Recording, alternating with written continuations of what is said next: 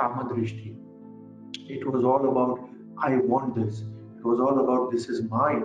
And who is the Karaka? The master Karaka is Rahu, because he is the ultimate Bhogi. We'll talk about it in the Mimamsa a little bit, but it is important to understand why Rahu is the Karaka for rebirth.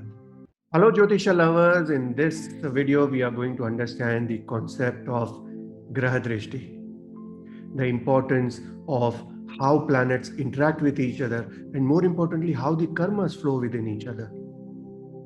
Does Ketu have a Drishti? We are going to understand. Does Rahu have a Drishti? And if yes, does it have a straight Drishti or does it have a retrograde Drishti? These are few of the questions we are going to address with example charts. So sit back, enjoy, and if you haven't subscribed to the channel, please do subscribe. Click on the bell icon to ensure that whenever we upload the video or we put up any announcement, you are the first ones to know and you just don't miss out on the free sessions that we are giving up. If you are somebody who wants to learn advanced Jyotish and wants to get into any of the advanced astrology courses that we are conducting, please message us on the WhatsApp number and the email ID of the help desk.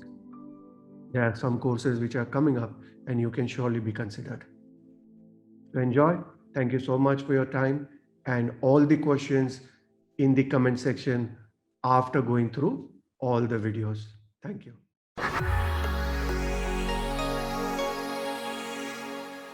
So welcome everybody, and to the third lecture or the third class on Graha Drishti. And what today we are going to do is basically focus into the application of knowledge, a small recap in terms of understanding whether we have got the whole concept right, and more importantly we are going to do a little bit of Mimamsa, so to say a recap or a larger understanding of how the Graha Drishtis work. It's okay to understand that a planet is aspecting a house, but what does it mean? And that's the most important thing to understand. So let's get started. So last lecture we understood the whole concept of Drishti, and more importantly what we understood is the concept of the interior and the exterior planet, right? Or what we call it the Bahya and the Antya, right? The interior planets were the Karakas for the Kendra houses 1, 4, 7 and 10, right?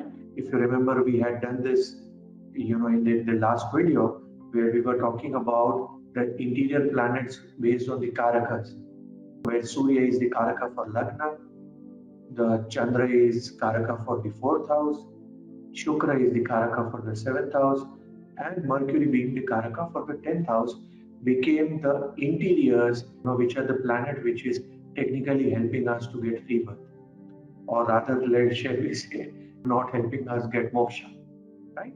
And since they were the interior planets, there was a lot of focus in terms of the Maya part of the life. That, hey, this is mine, this is what I want to do. That whole thing about I, me, myself is something which is very closely associated with the interior planets, right? Whereas the exterior planets had a great advantage of the top view or the eagle's view, so to say, right? As a result of which they were able to have a top view and they were able to see everything from the top. And each of the three other planets, which is Saturn, Mars and Jupiter, have something called a special aspect. Special aspect based on the gunas of the planet. Where we are talking about Mars, where we said that, hey, it was associated with the Upachaya Drishti, which was all about growth, your 3rd house and the 10th house. When we talked about Mars, we were talking about the Raksha Drishti, right? About the 4th house and the 8th house. When we talked about Jupiter, we talked about the Jnana Drishti, which was more about the 5th house and the 9th house.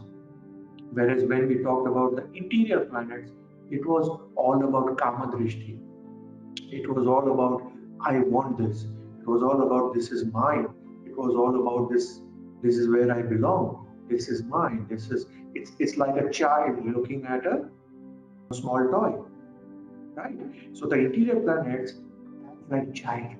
They are a little childish when it comes to the 7th house. Whatever they see is what they want.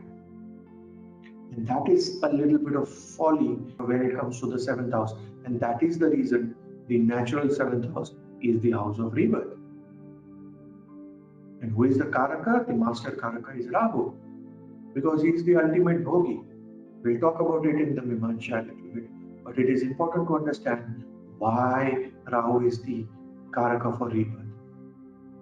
Because he is opposite Ketu, as simple as that. So if Ketu is going to take the portfolio of giving moksha, Rahu is definitely going to be opposite it. Hey Ketu, whatever you're going to do, I'm going to do absolutely opposite. You're going to tell a soul to stay clean. I'm going to tell the soul that, hey, you don't need to be a one-woman man. You don't need to be one-man woman.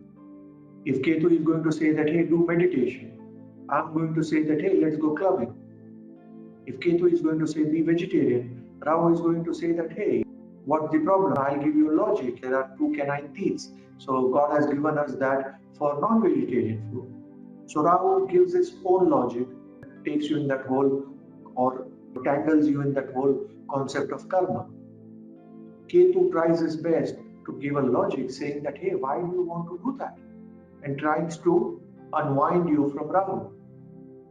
And that's the story of our life. It's all between Rahu and Ketu. And depending on which planet wins at the end of the day, based on that, it is going to be decided whether it's time for rebirth or no. Right? So, very important. And then, as I said, even last week or in the last video, it is very, very important for us to look at the Punya chart also. Whenever a person dies, technically we take the time of death also. And like we say in Hindi, we say Antim Yatra, which means the last journey. So that last journey is nothing but your Punya Chakra. That is going to define what is your journey all about. What is the whole yatra all about? Whether you have done good karmas, or whether you are a pain for everybody, and everybody is relieved that, oh my goodness, it is good that this man is no more. At least that bed is now empty and my kids can sleep on it. You understand?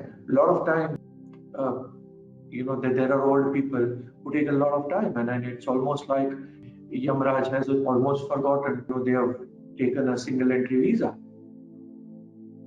And I have seen, sometimes where people are just waiting that, hey, when will this person die?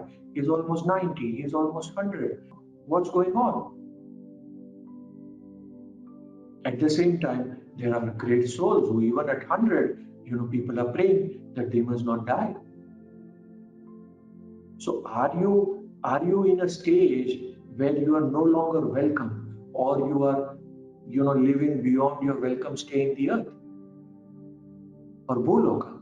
Or are you somebody who, because of the refined karmas, or because of your ability to serve humanity, or your ability to pass on the knowledge, or your ability to bring something to the table at the end of the day, is very much required even at an age of 100? That is where they say that the biggest asset for a human being is that Jupiter in Lagna. Why? Because Jupiter in Lagna makes you socially required. Moon in Lagna will make you socially acceptable. Oh, you are so cute. Oh, come to my party. He is so nice. He dances very well. He makes us laugh very well. He makes the best mixers, and he does this, she does this.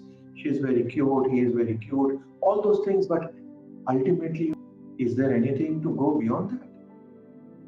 You'd rather be a Jupiter, right? Where the host would be feeling very honored that, hey, you're coming to their home. Oh, you remember that the Prime Minister actually came to my son's wedding, or the President came to my son's wedding, or the Chief Justice, or the judge, or this person, or that great scientist came or is coming to my home. Generally, they don't go for any party, but we have requested them and they are coming. So let us keep the best seat for them. They would like a quieter area. Let us give them that. Hey, let us give them best view.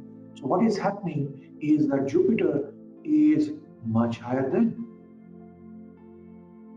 You understand? Because it is socially required. You might like them, you might not like them, but you will need them, right?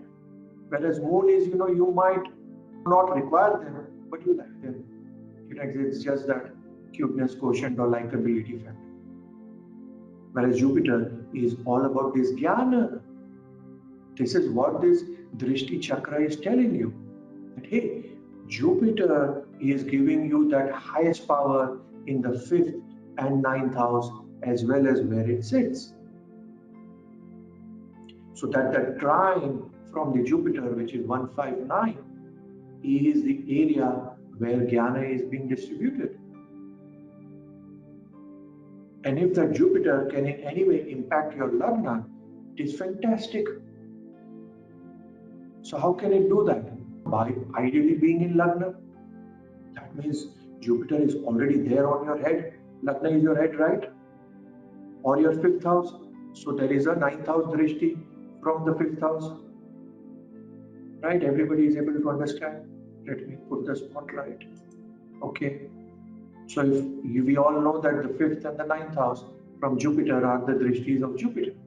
So imagine if Jupiter is in the 5th house, then it is having a 1, 2, 3, 4, 5, 6, 7, 8, 9th house aspect on the lagna. Imagine if Jupiter is in the 9th house, it is having 1, 2, 3, 4, 5th house aspect on the lagna. If it is in the lagna, then brilliant. So we always consider the aspect of Jupiter in the trines as one of the best placements of Jupiter. Okay, so this is what is very important for each one of us to understand. And I've made this very, very simple memory aid, right? And I want you all to, it is very easy to remember, right? The karma planets, which are the 7th house, the interior planets, which we talked about, are the one below. Above it is Mangal. This is based on the distance. Okay. Above there is Mangal. Mangal is the Raksha Drishti. Then comes Jupiter. Then comes Saturn. And we have discussed that we keep going one layer up to understand the different aspects. Right? For example, when it comes to Saturn, it has got 100% or 4 pada drishtis on the 3rd and the 10th house. Now, when it comes to the 7th house, it has got 75% aspect or 3 pada drishti, and then 2 pada, 1 pada, so on and so forth, right? Which we are talking in the next slides. But this is something I want you all to remember. Put Surya in the below and Saturn in the top. So always remember that father and that son are always opposite each other. So one is below, the other is on the top. Then it is Mangal and Jupiter. Simple. You got the theory. So whenever you get a little confused, let's say you are doing a chart and you are confused, you can just draw it with a pen and paper in the side that, hey, now no, the father and the son are opposite. The sun is below, the least effective, so to say, because it gives you rebirth, hence it is below. Right? So all those 4 planets are below. Saturn is at the top. Below Saturn is Jupiter and above Surya is Mangal. Still easier way to look at it, Surya and Mangal are Agni planets. Okay, this is even easier. So let's say you can't even flip between Jupiter and Mangal, you will get confused.